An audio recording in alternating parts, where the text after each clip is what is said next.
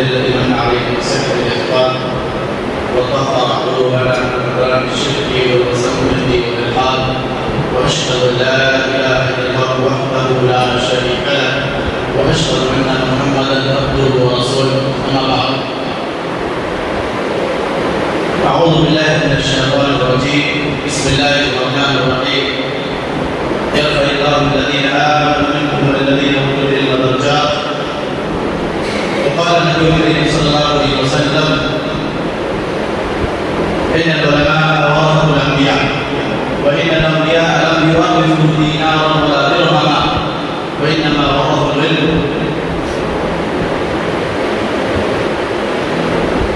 زي الله اساتذہ اکرام، عزیز طلباء و دیگر شامعین اعزام، آج اس خطبہ جمعہ کے لیے نہایت ہی باریک بینی اور غور و فکر کے بعد معلوم یہ ہوا ہے کہ عزیز طلباء کو یہ پیغام دیا جائے کہ صالحیت سے صلاحیت کو پروان چڑھائیے. صالحیت دو الفاظ میں یوں سمجھ سکتے ہیں کہ اللہ تبارک و تعالیٰ کا تقویٰ، اللہ کی خشیت اور دل کی صفائی، اور صلاحیت جس کو ہم علم، تعلیم اور مختلف نام دیتے ہیں، جس کے ذریعے ہم انسان کاریگر بنتے ہیں، کسی کام کو کرنے کے لائق بنتے ہیں، وہ صلاحیت. دراصل آج کا رویہ یہ ہے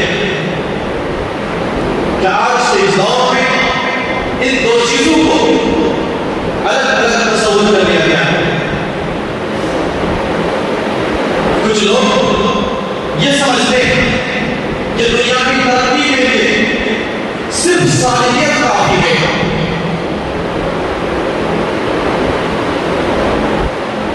اور وہ صرف تصدیق اور تحریر تک محدود رہ جاتے ہیں. وہ صرف یہ سمجھتے ہیں کہ مسجدوں میں منحصر ہو جانا کی بات ہے، جبکہ اس کے برخلاف کچھ لوگ یہ چاہتے ہیں اور یہ سوچتے ہیں کہ صرف تعلیم ہی کافی ہے. انسان کے اندر اسکل ہو، انسان کے اندر ہنر ہو، مہارت ہو، یہی کافی ہے، چاہے وہ انسان کیسا بھی ہو. جبکہ اسلام کا نظریہ اس سے الگ ہے. اسلام ان دونوں چیزوں کے درمیان توازن کو برقرار رکھتا ہے اور دونوں کو ایک ساتھ لے کر چلتا ہے. چنانچہ بکایا سورۃ البقرہ میں یہ ارشاد فرمایا کہ واتقوا اللہ ویعلمکم اللہ، تم اللہ رب العالمین کا تقوی اختیار کرو، واللہ رب العالمین تمہیں علم دے گا، تمہیں سکھلائے گا.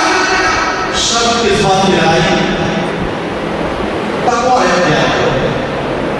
اللہ رب العالمین نے اس آیت میں یہ نہیں کہا تم بہت زیادہ پڑھا کرو، لائبریری میں اپنے آپ کو منحصر کرو، صرف 24 گھنٹہ کتابوں میں اوراق لگانے میں لگاؤ.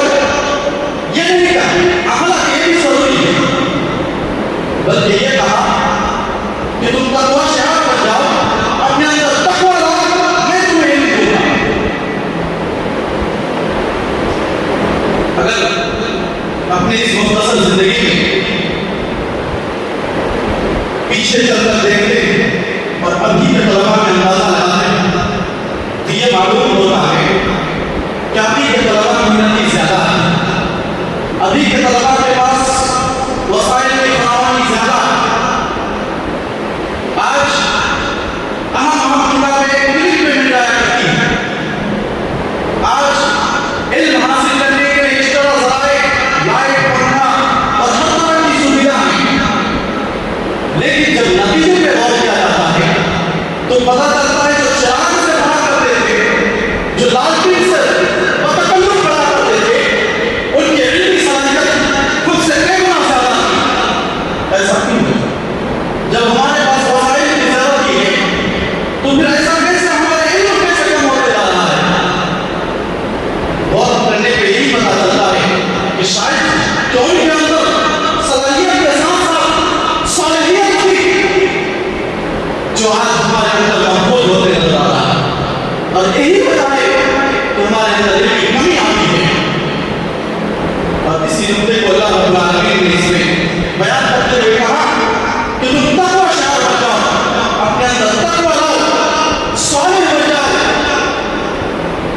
جب صالح بن جاؤ تو رب کائنات کہہ رہے ہیں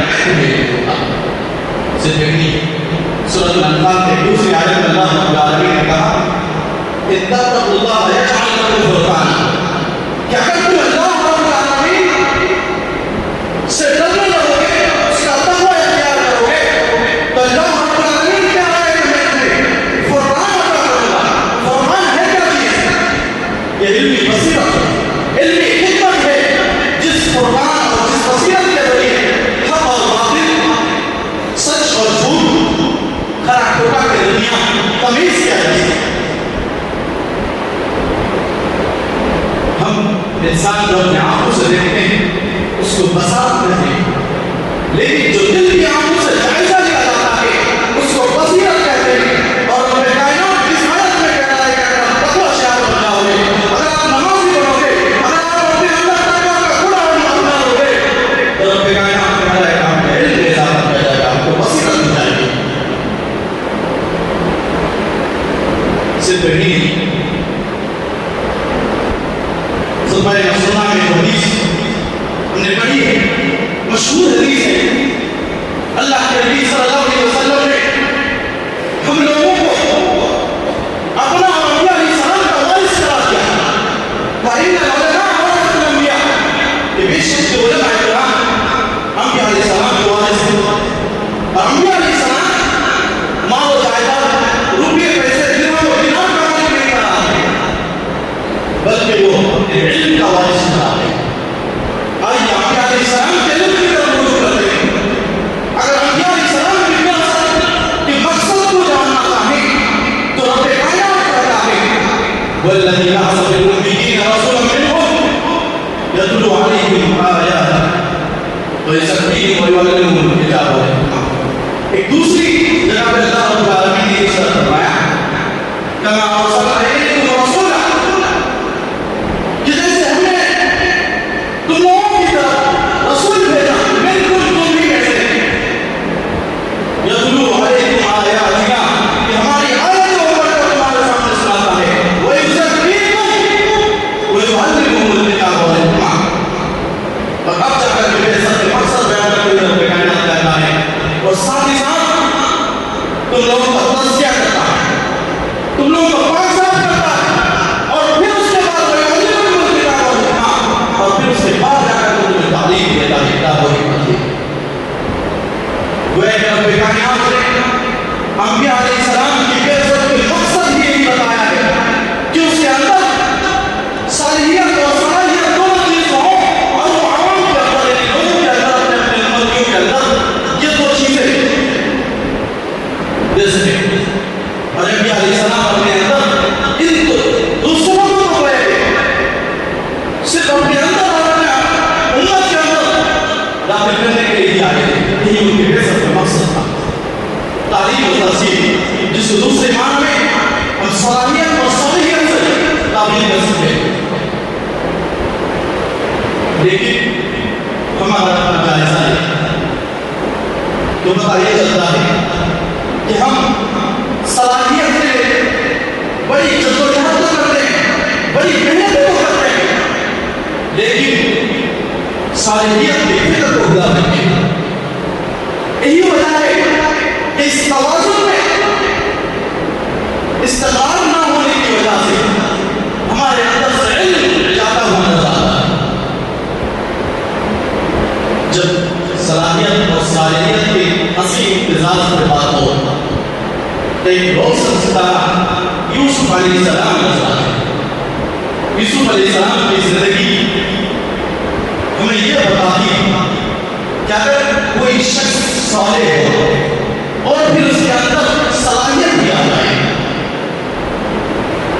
تو اس شخص میں وہ طاقت ہوتی ہے کہ اس معاشرے کو جس میں کہانی پھیل جائے اس معاشرے کی نصیب اور تقدیر کو بدل دیتا ہے. یاد کیجیے آپ یوسف علیہ السلام کے اس واقعے کو جب یوسف علیہ السلام نے عزیز مصر سے خزانے کی ذمہ داری مانگی تو انہوں نے اپنی دو سے مدد کہا. انہوں نے کہا اجعلنی علی خزائن الارض انی حفیظ علیم کہ عزیز مصر مجھے خزانے کا کیجیے. کیوں؟ اس لیے کہ میں حافظ ہوں، حفاظت کرنے والا ہوں. حفاظت کا مطلب دیانتدار ہوں. اگر یہ ذمہ داری مجھے ملے تو کسی طرح کی خود کا خطرہ نہیں ہے، عوام کے حقوق کی پامالی کا خطرہ نہیں ہے. اس لیے کہ میں حافظ ہوں، صالح ہوں.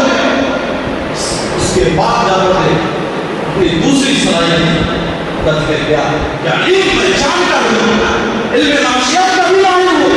مجھے یہ بھی معلوم ہے کہ 7 سال کی قحط سالی سے کیسے نپٹا جائے. مجھے یہ بھی معلوم ہے کہ اپنے اناج کو کیسے ذخیرہ بنایا جائے. مجھے یہ بھی معلوم ہے کہ پھر اس کو تقسیم کیسے کیا جائے. اور یوسف علیہ السلام نے صرف اپنے ہنر، اپنے اسکل کا نہیں ذکر کیا، بلکہ اس سے پہلے اپنی عمل داری کو بیان کیا. کیا آج ہم لوگ حفیظ بننے کی کوشش کر رہے ہیں؟ بالکل نہیں. ہم عالم بننے کی کوشش تو کرتے ہیں، ہماری محنت تعلیم کے لیے تو ہوتی ہے، لیکن اپنی تصحیح کے لیے، اپنے اندر صالحیت کا گڑ پیدا کرنے کے لیے نہیں ہوتا. اسی لیے ہمارے علم میں برکت نہیں. صرف ایک صلاحیت اور صالحیت اکٹھا ہوتے ہی ہمیں ملائکہ کا کنواں یاد آ جاتا ہے. جب شعیب علیہ السلام کی 2 سال فاتحہ اور موسیٰ علیہ السلام کے درمیان کا ایک بہترین مکالمہ پیش آتا ہے، اس کے بعد شعیب علیہ السلام کی ایک بیٹی اپنے ابوجان کو کہتے ہیں کہ موسیٰ علیہ السلام کو اجرت پر رکھ لیجیے، خدمت پر رکھ لیجیے، نوکر پر رکھ لیجیے. کیوں؟ اس لیے کہ رب کی طرف سے اللہ رب العالمین جو ہے اس لڑکی کی حکایت بیان کرتے ہوئے الہی اصول بیان فرماتا ہے. یہ کیوں رکھیں گے؟ اس لیے کہ جس کو آپ اجرت پر رکھیں گے اس میں دوست وہ کیا ہے؟ تم ایک قوی ہے اور ایک امیر. موسیٰ علیہ السلام کو جب اجرت پر رکھنے کی بات آئی تو قرآن کریم نے اس کی دوسری مدد کی وجہ سے اس کو اجرت پر رکھنے کی حمی بھری. وہ ایک قوی اور ایک امیر. اور پھر قوی اور امیر کبھی کس کو کرے؟ ان کو رکھنا تھا خدمت میں، ان کو رکھنا تھا کام کے لیے. اور جس شخص میں طاقت ہوتی ہے، جو مضبوط ہوتا ہے، تو کام کر سکتا ہے. اگر وہ مضبوط ہوگا اس کا مطلب اس کو کام کرنے کی صلاحیت، کام کرنے کا ہنر اور اسکل اس کے اندر ہے. اس لیے کہ کام کرنے کی اس کو رکھنا ہے، لیکن صرف اسی پہ اعتماد نہیں جانا، بلکہ آگے کہا کہ امین ہے، امانت دار. کیوں؟ اس لیے اگر کسی شخص میں قابلیت اور صلاحیت اور لیاقت ہو لیکن امانت دار نہ ہو تو کبھی بھی وہ کام کو اپنا حق اور اپنی ذمہ داری ادا نہیں کر سکتا. اس کے بدلہ اگر کوئی بہت نیک ہو، صالح ہو، لیکن اگر اس کے اندر ہنر نہ ہو، اس کے اندر اسکل نہ ہو، تو بھی وہ شخص جو ہے اس مالک کے لیے جو اس کو رکھے گا بوجھ بن جائے گا. اس لیے جس کام کے لیے اس کو رکھے گا وہ اس کام کا لائق نہیں، اس کے پاس ہنر نہیں. پتہ یہ چلا دونوں چیزوں کا اکٹھا ہونا ضروری ہے. اب ایک مثال سے سمجھیے. اگر ہاسپٹل میں آپ کے پاس کوئی ایک ایسا ڈاکٹر ہو جو بہت صالح نیک دیندار ہے، 5 وقت کا پابند ہے، لیکن اس کو سرجری نہیں آتی، اس کو آپریشن کرنا نہیں آتا، کیا آپ اس کو آپریشن کروانا چاہیں گے؟ اس لیے کہ وہ ایک حدیث نہیں. جب وہ اس کو سرجری نہیں جانتا ہے، آپریشن کرنا نہیں جانتا ہے، تو کیسے ہم اس کو آپریشن کرا سکتے ہیں؟ اس کے بدلہ دوسرا ڈاکٹر جو بڑا ماہر ہے، وہ مشہور ہے اپنے اسکل میں، اپنے ہنر میں، اس سرجری میں، جس بھی سرجری کو جو ہے ہاتھ لگا دے تو کامیابی سے جو ہے ممکنات ہوتا ہے. لیکن وہ شخص صالح ہے، نیکوکار نہیں ہے، اس میں ایک صفت ہے، گردے چلا لیا رہتا ہے، کڈنی نکل لیا کرتا ہے. کیا آپ اس کا آپریشن کرائیں گے؟ اس لیے وہ ہنرمند ہرگز نہیں. کیوں؟ اس لیے کہیں نہیں ہے کہ جو بھی اس کا کام ہے تو آپ کی کڈنی چلا لے دو، آپ اس سے بھی مجھے علاج نہیں کرانا چاہیے.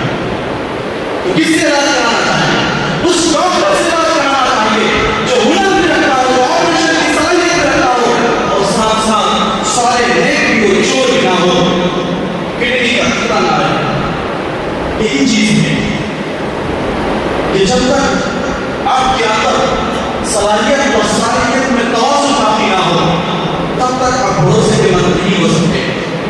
چاہے کہ کتنی صلاحیت آ جائے اور صلاحیت مت ہو، یا پھر کتنا صالح ہو اور آپ کے اندر صلاحیت نہ ہو. جملہ بات ہے کہ دونوں کو ایک ساتھ لے کر چلنا پڑے گا، تبھی جا کر آپ کے علم میں برکت آ سکتی ہے، آپ نے تعلیمی ہنر آ سکتا ہے، اور اس کے بغیر آپ کی تعلیم میں کبھی بھی برکت نہیں آ سکتی. اس سے پہلے قرآن کریم کا ایک اور واقعہ دیکھیے جس میں رب نے انتخاب کیا ہے کمانڈر کو، لیڈر کو.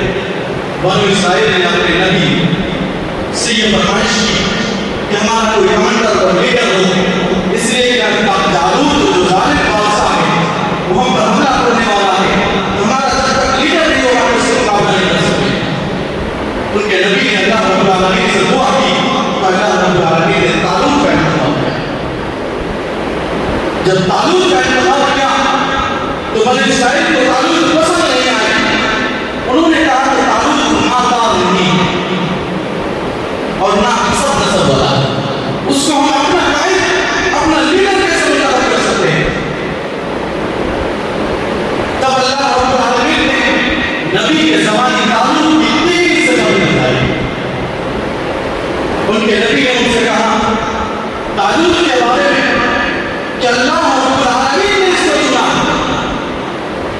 طالوت کو اللہ رب العالمین نے چنا، استفاہ اللہ علیکم، تم پر جو اس کا انتخاب ہوا ہے یہ میری طرف سے نہیں، اللہ رب العالمین کی طرف سے. اور جب اللہ رب العالمین کسی شخص کا انتخاب کرتا ہے، کسی شخص کو چنتا ہے تو وہ صالح ہوتا ہے، تو نیک اور صالح ہوتا ہے، اس لیے کہ اللہ رب العالمین نے اس کو چنا.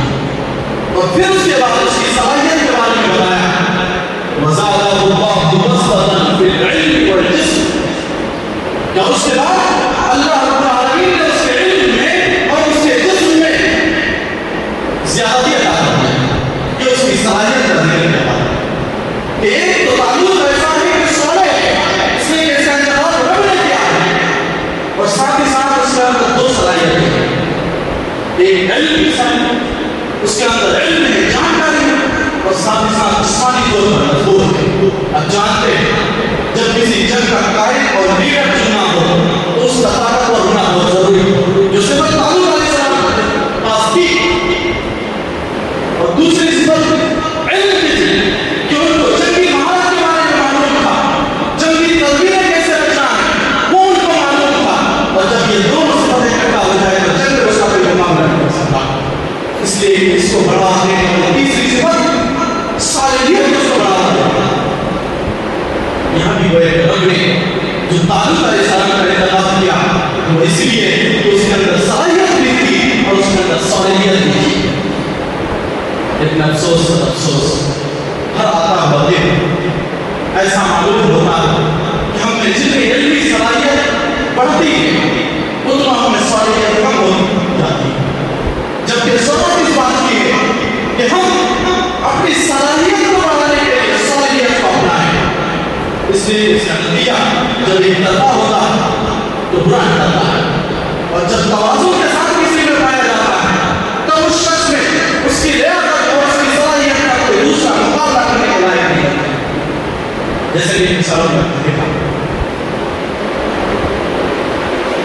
اسی لیے ہم ہمیشہ یہی چاہیں گے کہ رب کائنات سب سے پہلے ہمارے اندر، اس کے بعد ہمارے ماں اور ہمارے عزیز بچوں کے درمیان صلاحیت کے ساتھ ساتھ صالحیت کو بھی بڑھائے. کیوں؟ اس لیے کہ آپ اپنے سابقہ ائمہ اکرام علماء دین کسی کا بھی جائزہ لے لیجیے، کبھی بھی کوئی ایسا کامیاب شخص نہیں ملے گا جس کی کامیابی کے پیچھے صرف صلاحیت اور صالحیت ہے. یاد کیجیے حدیث کی سب سے بہترین کتاب اصحاب کتاب والا کتاب اصحاب القلوب والا کتاب درجہ جس کو ملا ہوا ہے صحیح بخاری، جس کو اللہ رب العالمین کی کتاب کے بعد سب سے بہترین کتاب ہونے کا درجہ حاصل، ویسے ہی درجہ حاصل ہوتا ہے. صرف اس لیے اس کے بعد کوئی درجہ حاصل نہیں ہے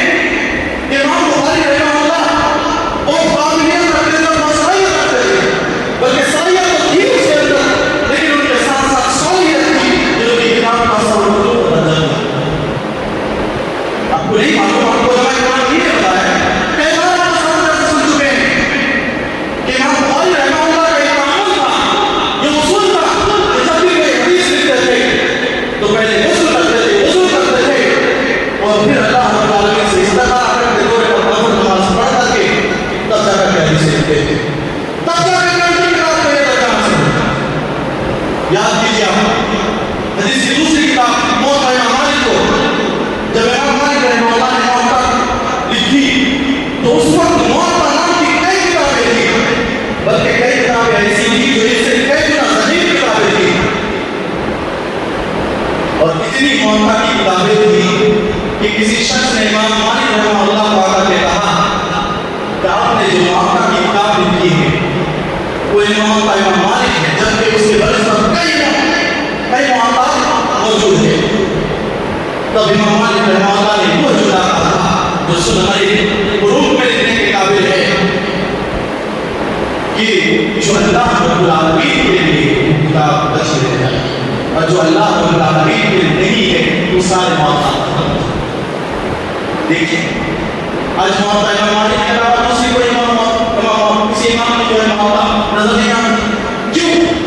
اس لیے کہ اس معاملہ میں صلاحیت کے ساتھ ساتھ صالحیت کی بھی گن بھرے ہوئے تھے، جبکہ دوسرے معاملات میں کہیں نہ کہیں اس چیز کی کمی تھی، تبھی آ کر یہ کتاب میں مقبول ہوئی۔ صرف نہیں بلکہ صلاحیت کے ساتھ صالحیت کو لے کر چلنا یہ صحابہ کرام کا منہج ہے۔ جو لوگ بن عبداللہ رضی اللہ تعالیٰ عنہ کہتے ہیں تعلمنا ایمان قبل ان دخلنا القرآن، کہ ہم قرآن سیکھنے سے پہلے ایمان سیکھا، ثم تعلمنا القرآن، پھر اس کے بعد ہم نے قرآن سیکھا،